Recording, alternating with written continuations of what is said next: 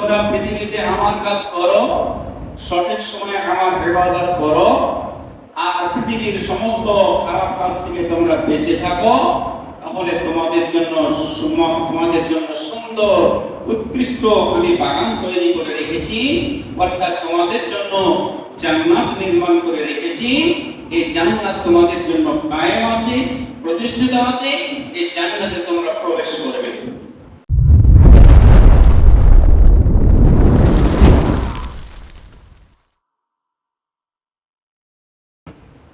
আলোচ্য বিষয় হচ্ছে জাহান্নাম বিষয়ের কিছু কথা। জাহান্নাম সম্পর্কে আল্লাহ তাআলা পৃথিবীতে আমাদের পাঠিয়েছেন।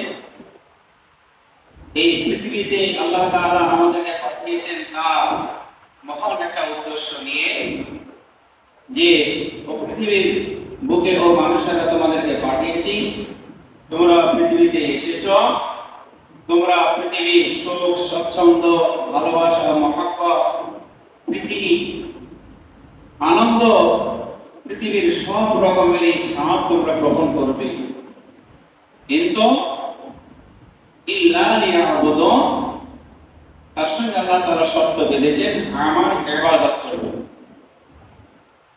তাহলে যারা মুসলিম বলে দাবি করি, যারা আল্লাহকে বিশ্বাস করি, যারা আমরা নামাজ রোজা করে থাকি, পালন করে থাকি ইত্যাদি, আমাদের ইসলাম ধর্মের মধ্যে যাহা কিছু আছে, এইগুলোকে আমরা প্রত্যেকটাকে আমাদের প্রত্যেকটা মুহূর্তের জন্য মেনে চলে, শরীয়তের রূপকে আমরা বাস্তবের সঙ্গে রূপ দিয়ে এইগুলোকে মেনে চলি। আল্লাহ তাআলা বলেছেন, যদি তোমরা পৃথিবীতে আমার কাজ করো, সঠিক সময়ে আমার ইবাদত করো, আর পৃথিবীর সমস্ত খারাপ কাজ থেকে তোমরা বেঁচে থাকো, তাহলে তোমাদের জন্য সুন্দর উৎকৃষ্ট আমি বাগান তৈরি করে রেখেছি, অর্থাৎ তোমাদের জন্য জান্নাত নির্মাণ করে রেখেছি। এই জান্নাত তোমাদের জন্য কায়েম আছে, প্রতিষ্ঠিত আছে। এই জান্নাতে তোমরা প্রবেশ করবে। কিন্তু যারা চলার জীবনের রশিটাকে লাগামটাকে নিজের মতো ব্যবহার করছো, যারা আল্লাহর কথা মেনে চলছো না, যারা কোরআন হাদিসের উপরে আমল করতে পারছো না, তোমরা রেডি হয়ে যাও। তোমাদের জন্য আমি আরেকটা জায়গা মুকাররর করেছি, তৈরি করেছি জাহান্নাম। এই জাহান্নামে কিন্তু তোমাদের যেতে হবে। কোনো আলেম, কোনো বক্তা যখন জান্নাত জাহান্নামের আলোচনা করে, তো আমরা এত গভীরে চলে যাই, মনে হয় যেন আমি জাহান্নামের কথা শুনছি আর দুনিয়াতে খারাপ কাজ করব না। এরকম অনুশোচনা আসে, এরকম অনুশোচনা হয়। কিন্তু ওই আলোচনা যখন শেষ হয়ে যায়, আমরা নিজ নিজ গন্তব্যস্থলে যখন চলে যাই, আবার আমরা ভুলে যাই, আবার পাপের কাজের সঙ্গে জড়িয়ে যাই। বলুন, আপনি সময়ে আল্লাহকে ডাকবেন, সময় আল্লাহকে ডাকবে না? আল্লাহ কি আপনাকে আমাকে ছাড় দিয়েছেন? ছাড় দেবেন না, আল্লাহ ছাড় দেবেন না।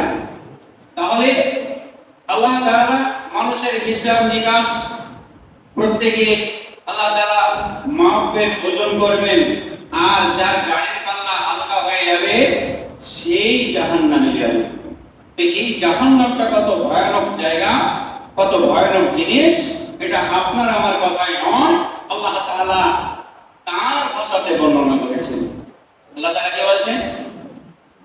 বিসমিল্লাহির রহমানির রহিম, ওয়ালিল্লাযীনা কাফারু বিরাব্বিহিম আযাবু জাহান্নাম ওয়া বি'সাল মাসীর। আল্লাহ তাআলা বলছেন, ওয়ালিল্লাযীনা কাফারু বিরাব্বিহিম আযাবু জাহান্নাম, যারা তাদের প্রতিপালকের সাথে কুফরি করে। ওয়ালিল্লাযীনা কাফারু বিরাব্বিহিম আযাবু জাহান্নাম। আল্লাহ রাব্বুল আলামিন বলেন, ওয়ালিল্লাযীনা কাফারু বিরাব্বিহিম আযাবু জাহান্নাম ওয়া বি'সাল মাসীর। আল্লাহ রাব্বুল আলামিন প্রতিপালকের সাথে কুফরি করে। আল্লাহ তাআলা বলছেন আয়াতটা নিয়েছে, যারা তাদের প্রতিপালকের সাথে কুফরি করে, আল্লাহকে অস্বীকার করে, আল্লাহর কথাকে মানে আবার ছেড়ে দেয়, আল্লাহকে মানে আবার ছেড়ে দেয়, আল্লাহর যখন কথাকে মানে আবার কোন সময় ছেড়ে দেয়। আল্লাহ রাব্বুল আলামিন বলছেন, হে মানুষ তোমরা শুনে নাও, ও আমার বান্দা বান্দি তোমরা শোনো, তোমাদের জন্য জাহান্নামের আযাবকে আমি প্রস্তুত করে রেখেছি। ওয়ালিল্লাযীনা কাফারু বিরাব্বিহিম আযাবু জাহান্নাম। আল্লাহ তাআলা বলছেন, যারা আল্লাহর সাথে কুফরি করে, আল্লাহর সঙ্গে অস্বীকার করে, আল্লাহকে অস্বীকার করে, এদের জন্য আযাবু জাহান্নাম, জাহান্নামের আযাবকে তাদের জন্য প্রস্তুত করেছি। ওয়া বিসাল মাসীর। সুবহানাল্লাহ। আর এটা কত মন্দ আপনার ওই জায়গাটা আপনার প্রস্তুত করা হয়েছে, আপনার জাহান্নামের জায়গাকে চিরস্থায়ীভাবে মুকাররার করা হয়েছে। জাহান্নামের জায়গাটা কি ভালো না খারাপ? বলুন, জাহান্নামের জায়গাটা ভালো না খারাপ? ভয়ানক জায়গা। এই জাহান্নামের উত্তপ্ত, আল্লাহ তাআলা জাহান্নামের আগুনকে 1000 বছর জ্বালিয়েছেন, এইভাবে বিভিন্ন ব্যাখ্যা আছে। তো জাহান্নাম আমাদের দেখে, আদম সন্তানদেরকে যারা আল্লাহর কাজ করে না, এদেরকে দেখে জাহান্নাম ক্রোধে রাগে বসে, রাগে ক্রন্দন করে, জাহান্নাম রাগে আপনার মসমস করে। সুবহানাল্লাহ। আল্লাহ তাআলা কি বলছেন? তাহলে এই আয়াতটা কি পেলাম? যারা আল্লাহ তাআলার সঙ্গে কুফরি করে তাদের জন্য আল্লাহ তাআলা জাহান্নামের আযাবকে প্রস্তুত করে রেখেছেন। সুবহানাল্লাহ।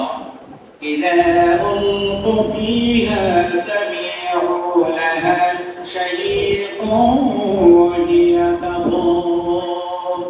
ইযা উলকু ফিহা, যখন সেই জাহান্নামে কোন জাহান্নামীকে নিক্ষেপ করা হয়, আল্লাহ তাআলা বলেছেন, ইযা উলকু ফিহা সামি'উ লাহা, যখন কোন জাহান্নামীকে জাহান্নামে নিক্ষেপ করা হয়, তখন ওই জাহান্নামী ওই মানুষটাকে কি করে? ইযা উলকু ফিহা সামি'উ লাহা শাহীকুন ওয়া হিয়া তাফুর। কোন জাহান্নামীকে যখন জাহান্নামে ফেলা হয়, নিক্ষেপ করে দেওয়া হয়, যখন জাহান্নামে ছুড়ে ফেলা হয়, ওই ব্যক্তি জাহান্নামের আপনার ভয়ানক গর্জনের শব্দ শোনে। সুবহানাল্লাহ। হ্যাঁ, ওই ইযা উলকু ফিহা সামি'উ লাহা শাহীকুন ওয়া হিয়া তাফুর, আর জাহান্নাম টক করে পড়তে থাকে। সুবহানাল্লাহ। তাহলে কি আয়াতে কি পেলাম? কোন জাহান্নামীকে জাহান্নামের মধ্যে যখন নিক্ষেপ করা হয়, ছুড়ে দেওয়া হয়, ফেলে দেওয়া হয়, তখন ওই জাহান্নামে পড়ে গিয়ে ওই ব্যক্তিকে জাহান্নামের ভয়ানক গর্জনের শব্দটা শুনতে পায়, আর জাহান্নাম কি করে? টক করে পড়তে থাকে। সুবহানাল্লাহ। এত ভয়ানক জায়গা। আল্লাহ রাব্বুল আলামিন বলেছেন, তাকাদু তামাইয়াসু মিনাল গায়জি কুল্লামা উলকিয়া ফিহা ফাওজুন সাআলাহুম খাযানাতুহা আলাম ইয়াতিকুম নাযীর। তাকাদু তামাইয়াসু মিনাল গায়জ, জাহান্নাম ক্রোধে ফেটে পড়ার উপক্রম হবে, ফেটে যাওয়ার উপক্রম হবে। সুবহানাল্লাহ। তাকাদু তামাইয়াসু মিনাল গায়জি কুল্লামা উলকিয়া ফিহা, জাহান্নাম ক্রোধে ফেটে পড়ার উপক্রম হবে। ওই জাহান্নামে যখন কোন একদল জাহান্নামী একটা দলকে নিক্ষেপ করা হবে, ছুড়ে দেওয়া হবে, ওই জাহান্নামীদেরকে উদ্দেশ্য করে জাহান্নামের গেটে পাহারাদার যে ফেরেশতারা থাকবে, এই ফেরেশতারা তাদেরকে জিজ্ঞাসা করবে, ও আল্লাহর বান্দা, ও আল্লাহর বান্দেরা, তোমরা যে জাহান্নামে পড়ে গেছো, এই জাহান্নামে পড়ার আগে, জাহান্নামী আসার আগে দুনিয়ায় তোমাদের কাছে ভয় প্রদর্শনকারী কেউ এসেছিল না? আসেনি? এখন তোমরা যে জাহান্নামে পড়ে গেছো, তো তোমাদের কাছে কোন ডরানেওয়ালা কোরআন হাদিসের কথা, জান্নাত জাহান্নামের কথা, কবরের আযাবের কথা তোমাদের কাছে বলেছিল, নামাজ রোজার কথা বলেছিল না বলেনি? তোমাদের কাছে এই রকম ব্যাখ্যাকারী, আল্লাহ তাআলার ভয় প্রদর্শনকারী ব্যক্তি তোমাদের কাছে গিয়েছিল? উত্তরে তারা বলবে, ক্বালু বালা ক্বাদ জাআনা নাযীর। উত্তরে জাহান্নামীরা বলবে, ফেরেশতারা জিজ্ঞাসা করবে, এই উত্তরে ক্বালু, তারা বলবে, কারা জাহান্নামীরা ক্বালু বালা ক্বাদ জাআনা নাযীর, উত্তরে জাহান্নামীরা বলবে, ও ফেরেশতা মণ্ডলী, হ্যাঁ আমাদের কাছে ভয় প্রদর্শনকারী এসেছিল, আমাদেরকে বলেছিল তোমরা নামাজ পড়ো, তোমরা রোজা রাখো, দান খয়রাত করো, হারাম খাবার খাবে না, তোমরা আল্লাহদ্রোহী কাজ করবে না। কিন্তু পৃথিবীতে আমরা তাদের কথা শুনেছিলাম, কিন্তু তাদের কথায় আমরা আমল করেছিলাম না। সুবহানাল্লাহ, সুবহানাল্লাহ। তাহলে পারে আল্লাহ তাআলা এই যে হুকুমগুলোকে তারা মানবে না, অর্থাৎ যারা আমরা মানব না, আমাদের জন্য কি হবে? জাহান্নাম প্রস্তুত আল্লাহ তাআলা করে রেখেছেন। অস্বীকার আমরা করতে পারবো না। সেই দিন ফেরেশতাদেরকে বলবে, হ্যাঁ আমাদের কাছে ভয় প্রদর্শনকারী এসেছিল, কিন্তু আমরা তাদের কথা শুনিনি। তারা বলবে قالوا بلى قد جاءنا نذير فكذبنا, ও ফেরেশতা মণ্ডলী, আমরা তাদের কথাগুলোকে বিশ্বাস করেছিলাম, বিশ্বাস করি নাই। ফাকাযযাবনা, মিথ্যা মনে করেছিলাম। ওয়া কুলনা মা নাযালাল্লাহু বিশাই, এবং আল্লাহ তাআলা আমাদের মাঝে কিছুই অবতীর্ণ করেননি, এটা আমরা বুঝেছিলাম। আমাদের বদমাশি ছিল, আমরা ভেবেছিলাম আল্লাহ তাআলা যা অবতীর্ণ করেছে, পাঠিয়েছেন, এগুলো ভ্রান্ত, এগুলো ঠিক নয়, এগুলোকে আমরা অস্বীকার করেছিলাম। এগুলোকে আমরা কি করেছিলাম? অস্বীকার করেছিলাম। আমাদের কাছে ভয় প্রদর্শনকারী দল এসেছিল, কিন্তু আমরা তাদেরকে মিথ্যা জেনেছিলাম, মিথ্যা মনে করেছিলাম, গায়ে আমরা রাখতে দেইনি। আরে নামাজ পড়ি না তাতে হবে? আমার বংশ জোর আছে, আমার লাঠি জোর আছে, আমি দেশের প্রধানমন্ত্রী, আমি দেশের বিচারক, আমার হাতে ক্ষমতা আছে, আমার হাতে প্রশাসন আছে, আমার হাতে শক্তি আছে। আপনি মরে যাবেন, সেই দিন আপনার জাহান্নামে যখন আপনি চলে যাবেন, সেই বাহাদুরির জায়গা আপনার পাশে দাঁড়ানোর কেউ থাকবে না। থাকবে গো? কেউ রাখবে? কেউ রাখবে? চলে গেছে?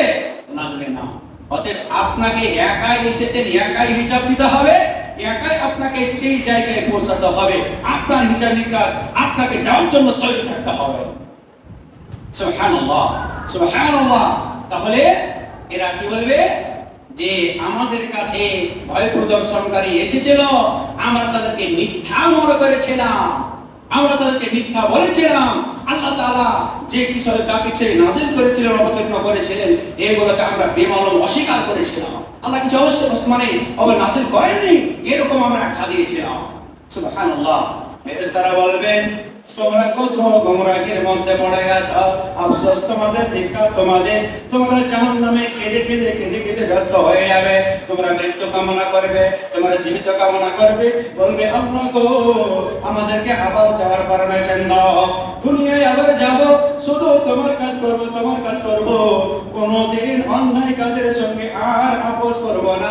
আল্লাহ আমাদেরকে সুযোগ দাও। আল্লাহ বলবে না, তোরা এইখানে যা, এখানে মৃত্যু কামনা কর, চিরস্থায়ী জায়গায় তোদেরকে পড়ে থাকতে হবে, চিরস্থায়ী থাকতে হবে, চিরস্থায়ী। সেইখানে খাবার দেওয়া হবে জাহান্নামীদেরকে, ভয়ানক খাবার, যে খাবারগুলো আমরা ছিছা করে এই রকম খাবার জাহান্নামীদেরকে দেওয়া হবে। শরীরের সমস্ত আপনার পচে গলে পড়ে যাবে, কাঁটাযুক্ত হয়ে বেঁধে যাবে, আপনার পুজ খাবার তাদেরকে রক্ত খাবার খেতে দেওয়া হবে। সুবহানাল্লাহ, সুবহানাল্লাহ। এরপরেও বলবে, وقالوا لو كنا نسمع أو نعقل ما كنا في أصحاب السعير। এরপরও তারা বলবে, আফসোস আমাদের, আফসোস আমাদের। وقالوا لو كنا, তারা তারপরও বলবে, وقالوا لو كنا نسمع, যদি আমরা তাদের কথাগুলো শুনতাম, যদি আমরা ওই কারণেওয়ালার কথা শুনতাম, ওই ওলামায়ের কথা শুনতাম, কোরআন হাদিসের বাণীগুলো মেনে নিতাম, তাহলে পরে আমরা এই অবস্থায় পৌঁছাতাম না।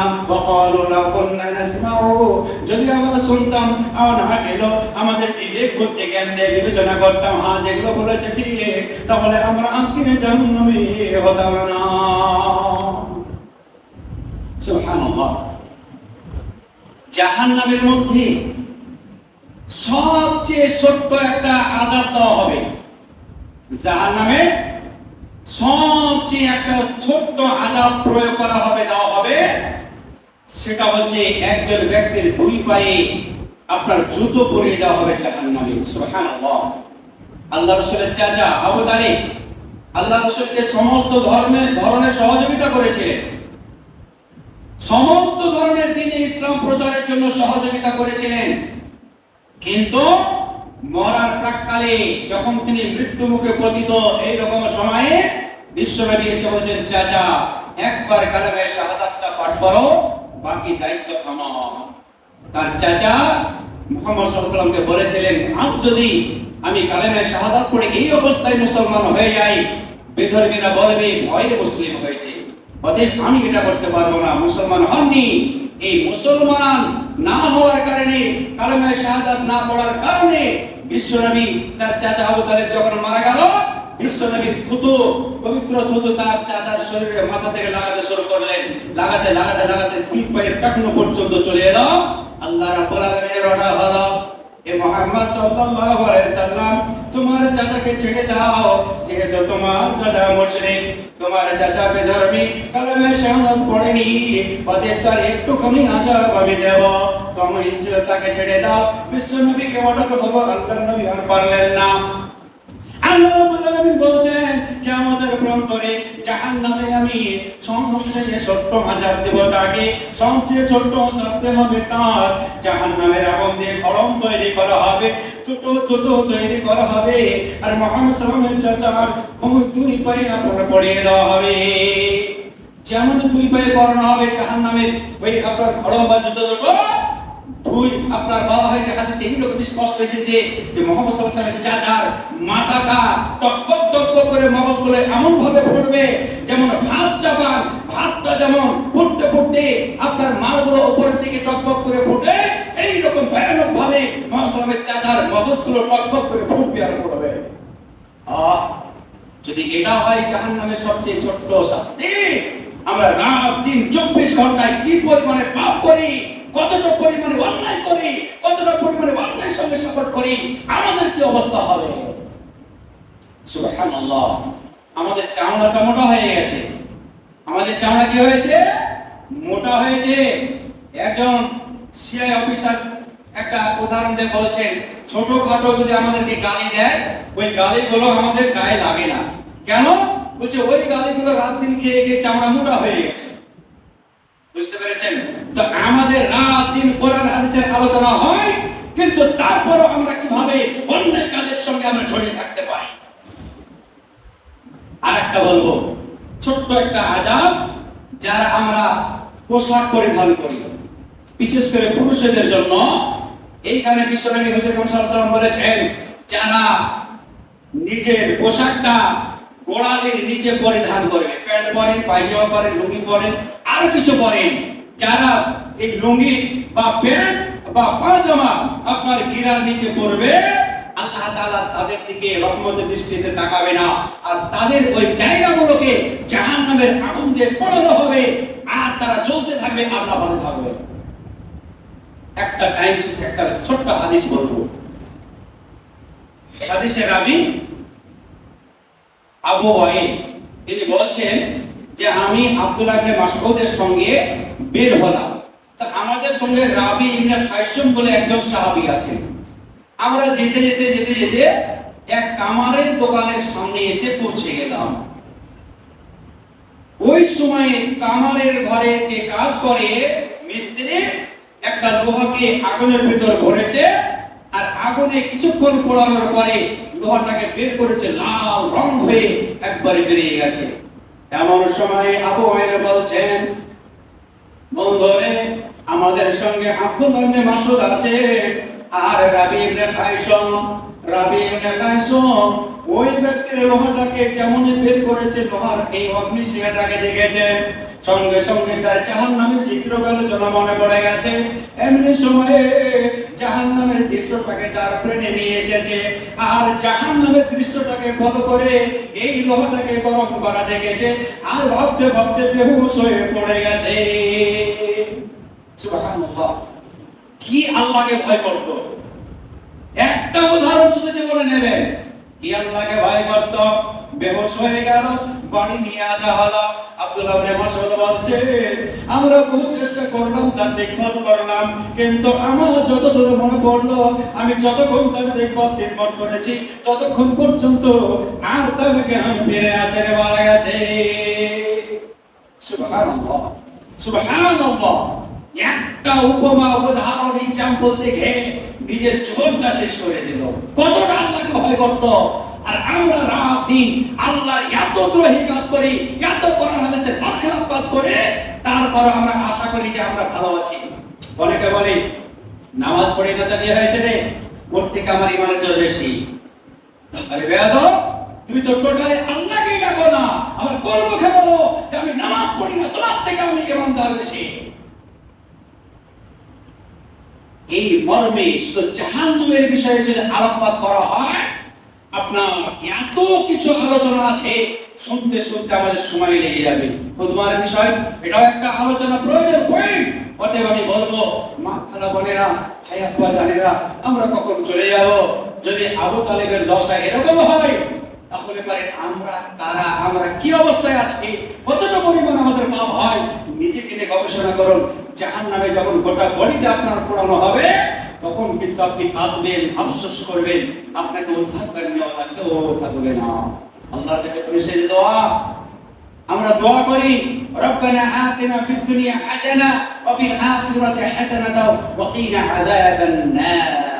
আল্লাহ, আমরা যাই করেছি, আমাদের এই আযাব থেকে তুমি আমাদেরকে নিষ্কৃতি দাও, এই আযাব থেকে বাঁচাও, জাহান্নামের আযাব থেকে বাঁচাও। আল্লাহ, জাহান্নামের ভয়াবহতা থেকে আমাদেরকে রক্ষা করো।